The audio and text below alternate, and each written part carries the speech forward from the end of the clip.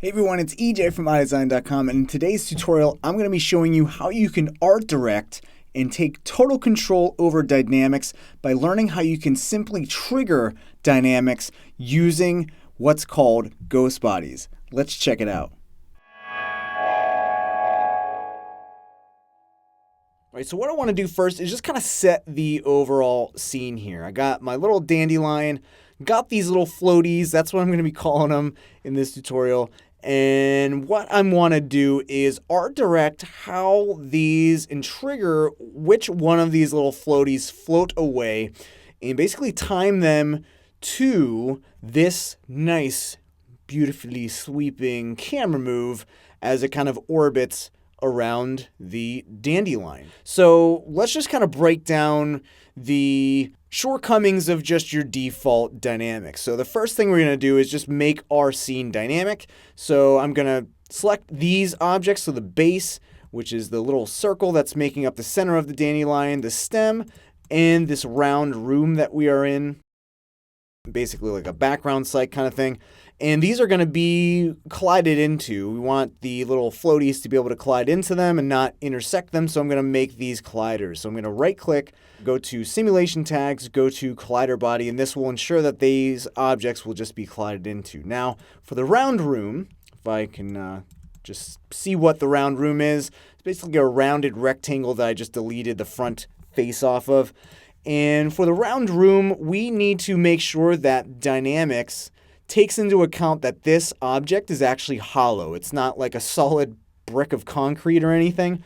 So we need to make one small change to the default settings on our collider for our round room, and that is to change the dynamic shape or the collision shape to something other than automatic, something more accurate than automatic, because this is the fastest simulation but the least accurate. So we're going to change this to static mesh, and this is going to take into account the hollowness of this object and won't allow for our dandelion floaties to just kind of explode out all over the place. So that's all we need to do with those colliders. Next, we'll go and make our little floaties dynamic. Okay, so we're going to right click, go to simulation tags, and go to rigid body, because we actually want physics to be applied to these floaties. We don't want physics to be applied to our colliders. We just need them to have the ability to be collided into, okay? So let's go and just hit play. And you're going to see that not looking too good, right? And that's because by default, let me just hit escape to stop the simulation, go back to 0. And the big problem is not the actual shape that we changed on the round room, but the collision options here, the inherit tag, because right now it's treating this cloner object as one cohesive piece of geometry, one cohesive piece of dynamic geometry, and keeping all the floaties as one group. And we don't want that. We want each of these individual floaties to have their own properties and have them be their own floaty. And they can do whatever they want with their own floaty free will. So we're going to go and we're going to need to change the inherent tag to apply tag to children. This is going to allow for our dynamics tag to be applied to all the children. Okay. Next thing, if I just hit play, you're going to see that still nothing's happening, nothing good changed at all. That's because we need to go to this individual elements, and currently it's set to off. But if I click this drop-down menu, you're going to see that we have 3 options. Okay. One is going to be all. And what all is going to do, I can just show you right away, is it's going to treat all of these objects, and bear with the slowness of the speed here, but it's going to treat all of these little objects so you can see what's making up one little floaty. We have a couple spheres, a cylinder, in the little top part here is a bunch of cloned capsule with a sphere on the end of it. And you can see that basically all of these objects are being treated as individual dynamic objects, but what we actually want to do is everything under this null, we want treated as one cohesive floaty piece, okay? So what that's going to require us to do is instead of choosing all, we're going to choose top level. So what that means is it's going to look right immediately at the top level of the immediate child of our cloner object to see that object, all of the children underneath it, and it's going to treat it as one object. And this is exactly what we want, but let's just make sure that's how that works. And we're going to hit play, and everything's going to float out and fall to the ground. But you're going to see that, okay, at least all of these little floaties are their own cohesive piece, okay? So that was very important. But the thing is that floaties don't fall, they float, hence why I call them floaties. So right now, they're just falling to the ground. So what I can do is remove all of the gravity from the scene so that they actually do float. So how you can do that is by hitting Command D and going into your project settings. And if you navigate to the Dynamics tab, go to General, we have this gravity option right here. And by default, it's got 1,000 centimeters in the gravity slot. But if we change that to 0 and hit play, basically it's just going to turn off the gravity altogether. It's like we have a dandelion in space, 0 gravity, dandelion action.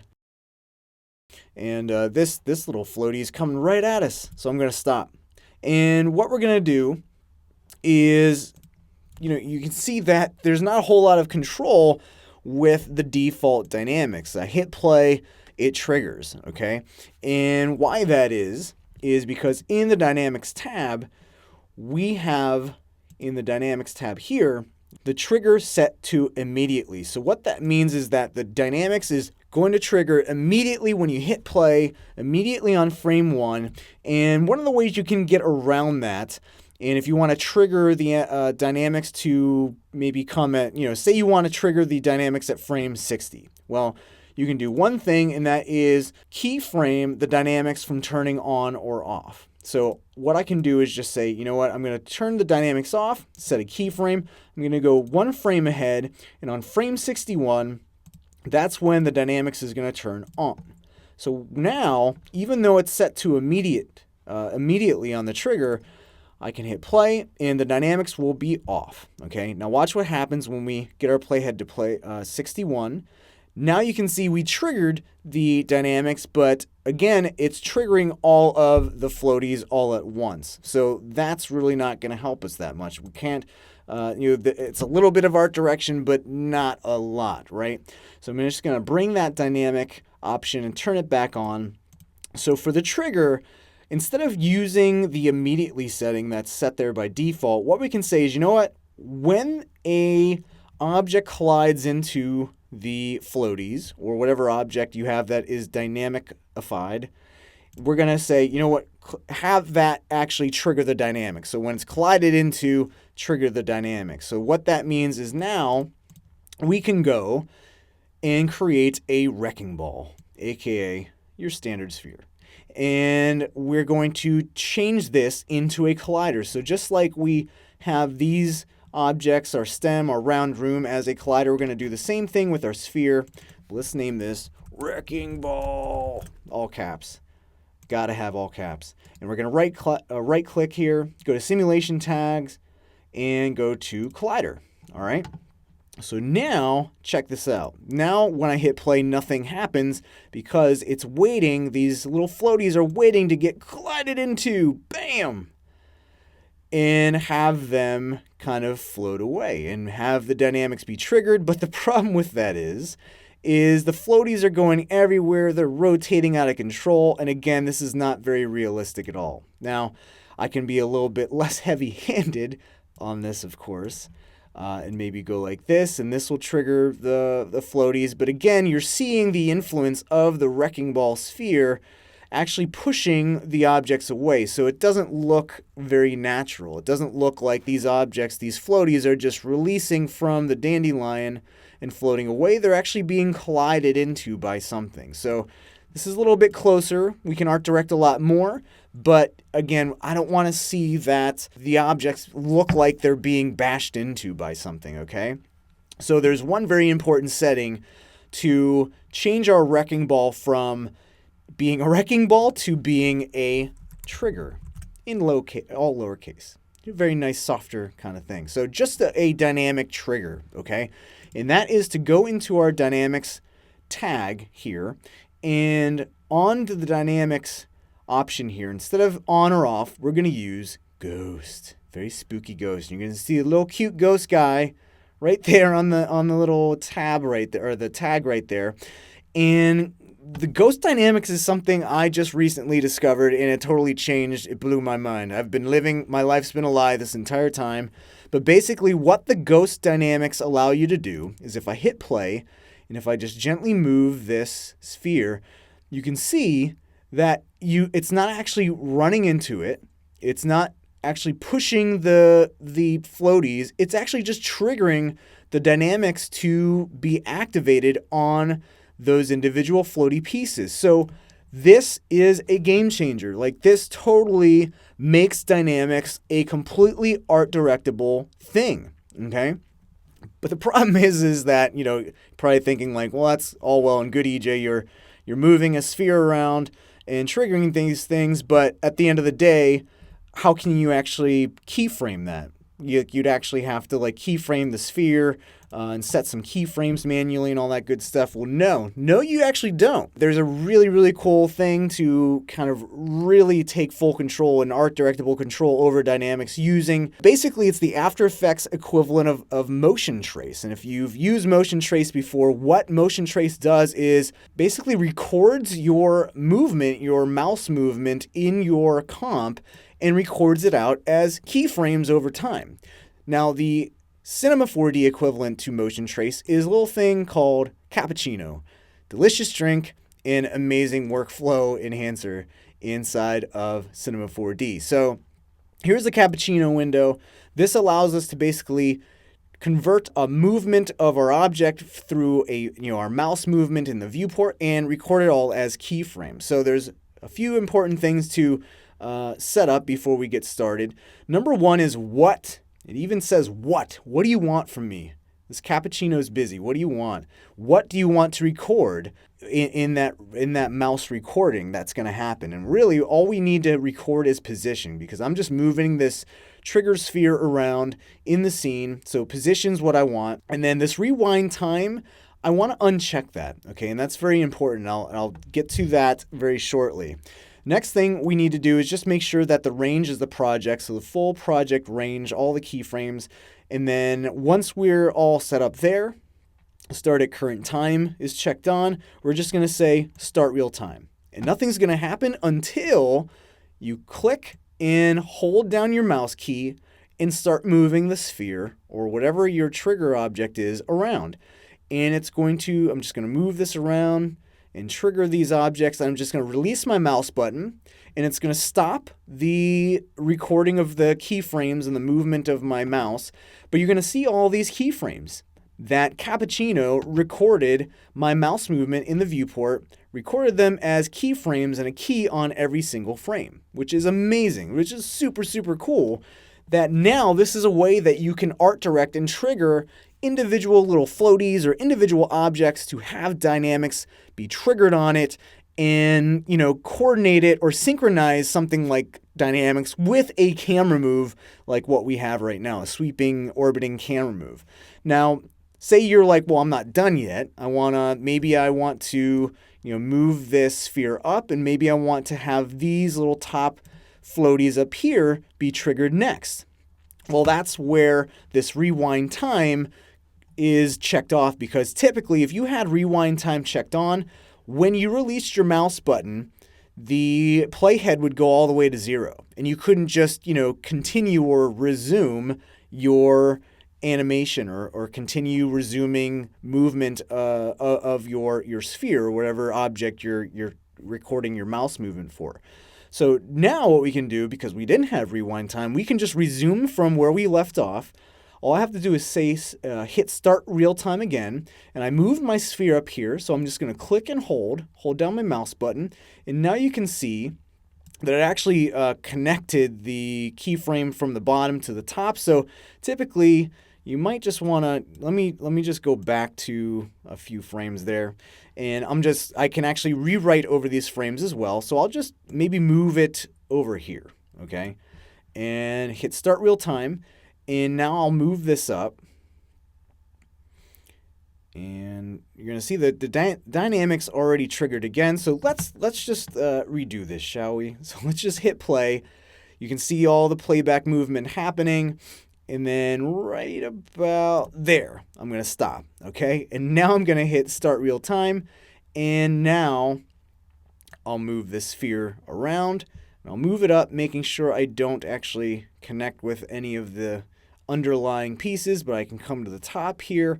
I can even stop and bring up my 4-up view and say, you know what, maybe we go all the way to the front, use our 4-up view, go to the top here maybe, and maybe just shave off trigger all the little floaties on the top, okay? So this is really handy to be able to just like, tee up your next mouse control movement here, or keyframe recorded movement here, and just say start real time and just trigger the top. You can see all the little pieces trigger on the top, and I'm even working in my front view, so we can also just go full screen here. And again, I can still try to coordinate this and synchronize this with my camera move. So maybe have this float around, and maybe when the camera brings these over, these top ones, these top floaties in view, let's go and just move the sphere this way. Again, tee it up for the next move. So right here, and then basically when my orbit comes to around here, I'll trigger these little floaties on this side, hit start real time. Let's just go full screen on our perspective view, and let's go down, and we're triggering those ones and triggering these ones down there. One really handy thing is, like, once you trigger your ghost object, your spooky ghost sphere gets in the way, it really helps to be able to go into the basic tab and just turn on X-ray so you can actually see through. Okay, so that's very important. Well, let's just start real time again, and let's just continue moving this, moving, grooving, triggering these ones, and then going down. And say we want to trigger this back, these ones right here, these little floaties. I can just move, again, teeing up my next recording, and zoop, something like that. And you can see now I just triggered these back pieces, and like this is just so huge to be able to art direct stuff like this. To art direct something as pre-simulated as dynamics, and just be able to art direct that is such a huge thing. To coordinate it with a camera move, you can trigger exactly the objects you want, whether it be something like this where you're doing some floaties, or if you're even using a Voronoi fracture and triggering fracturing of different parts of your object. And you can even have, instead of just having one sphere being a trigger, you can have multiple spheres being little spooky ghosts, and going all around. You could have, the 4 or 5 spooky ghosts like in Pac-Man, and have them all scaring the crap and scaring the crap out of and making the objects dynamic. So again, I could spend a lot more time on this, cleaning this up, and really making this coordinate more with my camera move. But hopefully this kind of opens your eyes to the possibility of what you can do with Cappuccino, with ghost bodies, and triggering animations and triggering dynamics. Now, one last thing, like nice finishing touch, is this is all well and good. We have our sphere going around, and just want to make sure that our trigger actually doesn't render. If I just hit render here, and this goes through our scene here, what's going to happen is this is actually going to render out the sphere. Okay, so you see the sphere right there. So what we're going to do is just click the little bottom dot here to hide it from render. Okay, so that's very important, so you don't have some random freaking sphere going throughout your scene and flying around. We don't want to see it, so hide it from view. But one finishing touch is to make our dynamic simulation look a little bit more interesting, because right now they trigger and they kind of float away, and there's some rotation here. But what we can do is really have a lot of fun utilizing particle forces, because particle forces can react with dynamic objects. So we can add some turbulence, we can add some wind, and actually control the direction of where these little floaties are floating to. So on the wind deformer, you can actually see, if I just move this up, you can see this little arrow where the wind is actually pointing. Hopefully you can see that, this little arrow there. So what we can do is just rotate this. So maybe we have the, see there's the arrow, wasn't lying, told you. And I can basically angle the fan of the wind object to blow these little pieces maybe more towards my camera, okay, as the camera's going through. And this turbulence will help add some nice little undulation to the movement as well. So let's just see what this looks like without changing any of the default settings there. So I'll just hit play. So you can see our fan going. There's our spooky ghost. And now you can see the wind's reacting. We have a little bit more turbulence happening as well. Maybe we crank up the turbulence to maybe 59. Now you can start to see the nice undulation, a lot more organic movement coming from our dynamic objects as well. Something else we can do is maybe go into the collision tab and up the friction. Maybe we add a lot of friction to these little pieces. So maybe, I mean, because with these little dandelions, at least, they're so fuzzy, so fluffy, they kind of stick together anyway. So upping the friction will help, as well as even adding a friction object, particle object, to add that more realistic motion to the floaties.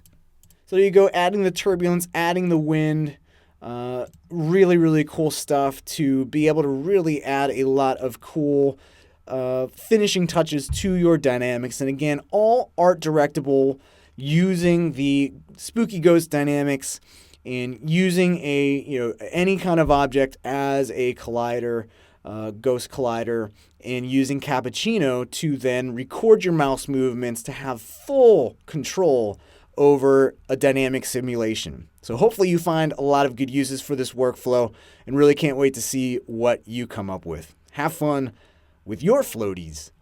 All right, so that's how you can easily trigger dynamics using ghost bodies inside of Cinema 4D. If you have any questions on this workflow, please ask them in the comment section below. If you create anything using this technique, using your little spooky ghost dynamic triggers, be sure to share them with me on Facebook, Twitter, on Instagram. Love to see what you are making. And if you like this video, please hit the like button. And if you like what I'm doing here on my channel, please subscribe. Always appreciate all of the likes and all of your kind comments and all of the views. So please keep them coming. Really appreciate all you guys watching out there. And I'll see you in the next tutorial. Bye, everybody.